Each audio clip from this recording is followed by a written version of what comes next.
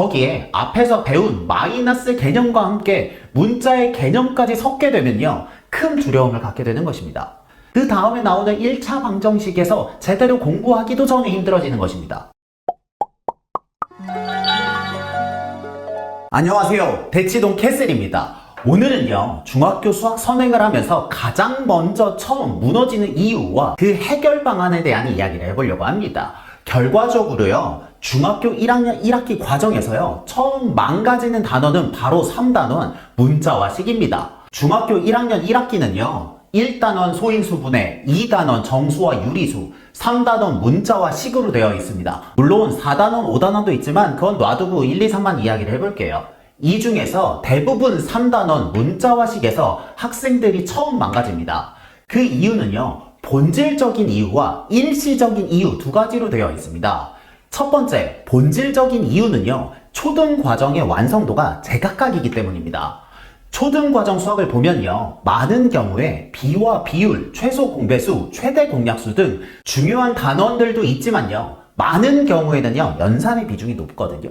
그리고 초등 과정에서 최상위 수학, 최상위 S나 점프왕 수학을 풀지 않고 기본 응용 정도의 문제집을 풀고 중학교 수학으로 넘어오는 경우들도 많이 있습니다. 그렇기 때문에요, 초등 과정에서의 완성도를 아주 정확하게 파악하기는 조금 어려운 상태입니다.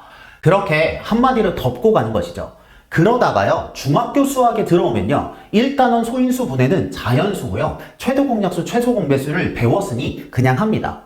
그리고 나서 정수와 유리수 단원에서 마이너스가 나오고요, 절대값이 나오기 시작하면 조금씩 헷갈립니다. 중학교 과정의 정수와 유리수는요, 분수의 나눗셈, 덧셈은 이미 잘한다고 가정을 하고 세수 이상의 곱셈과 나눗셈이 바로 나오기 때문입니다.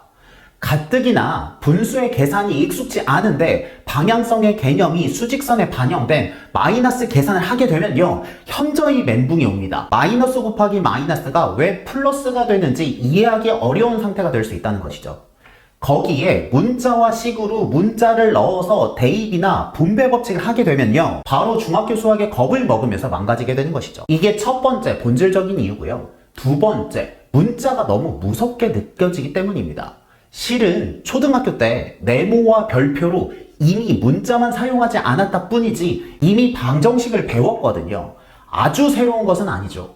그럼에도 불구하고 x, y가 나오고 그것들을 곱하고 더하는 것이 익숙하지가 않습니다. 나중에는요, 1차식이라고 해서 2차항을 삭제해야 되는 경우도 발생하는데요, 이 1차식이라는 말 자체가 익숙하지가 않습니다. 거기에 앞에서 배운 마이너스 개념과 함께 문자의 개념까지 섞게 되면요, 큰 두려움을 갖게 되는 것입니다.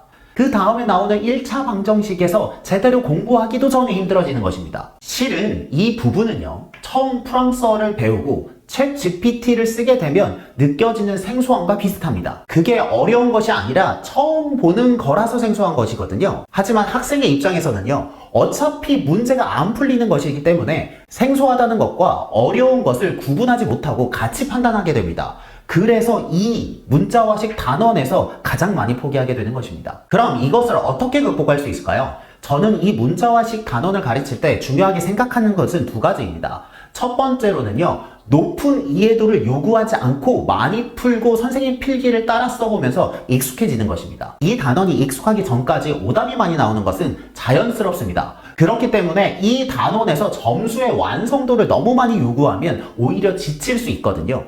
그렇기 때문에 이 단원은 조금 마음을 놓고 오답이 많더라도 문제집을 다 풀고 오답 정리를 하는 데 의의를 두는 것이 중요합니다. 그래서 이 단원은요, 기본적으로는 선생님의 필기를 잘 따라가면 1차적으로 저는 된다고 생각을 합니다. 하지만 필기를 자세히 보잖아요, 학생들이 많이 빼먹거든요. X 빼먹거나 제곱 빼먹거나 다양한 실수들이 있는데 대신 그 필기는 깔끔하고 완벽하게 될 수 있도록 지도를 해야 됩니다. 그렇게 풀이들을 써보면서 익숙해지고 그것들이 어느 순간 체화가 되면요, 점수가 갑자기 오르는 현상을 경험하게 됩니다. 그리고 기본 과정뿐 아니라 심화 과정을 하면서 한 번 더 연습을 하기 때문에요, 1-1 기본 과정에서 너무 큰 힘을 뺄 필요는 없다고 생각합니다. 그리고 두 번째 추천하는 솔루션은요, 중학교 연산입니다.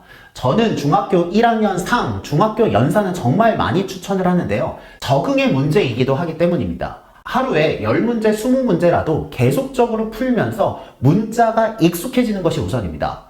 저도 많이 시켜봤는데요. 학생들에게 딱 두 단원만 하자고 하면 충분히 설득이 됩니다. 이러한 방법으로 문자화식 단원이 익숙해지면요. 그 뒤에 1차 방정식은요. 쉽게 해결될 수 있습니다. 그래서 제가 이번 주 토요일 오후 7시에요. A급 수학 문자화식 무료 특강을 진행하게 되었는데요. 그 특강의 목적도 문자화식 단원을 처음부터 완벽하게 푼다는 개념보다는 문자화식이 이렇게 쓰이고 어려운 문제는 이 정도까지 나올 수 있어 라는 가이드를 드리기 위함입니다. 감사하게도 4시간 만에 마감이 되어서 보다 효과적인 수업을 위해 고민을 하고 있습니다. 학생들이 문자화식이 이렇게 생겼고 1차식 말고 2차식도 나올 수 있고 뒤에 1차 방정식과의 연결이 되어 있구나를 느낄 수 있다면 그것만으로도 충분한 의미가 있다고 생각합니다. 문자화식 단원은요. 중학교 수학의 체급을 경험하는 실질적인 첫 번째 단원이기 때문에 적응이 최우선이라는 말씀을 다시 한번 드리고 싶습니다. 만약에 이 단원이 힘들다고 생각하면요.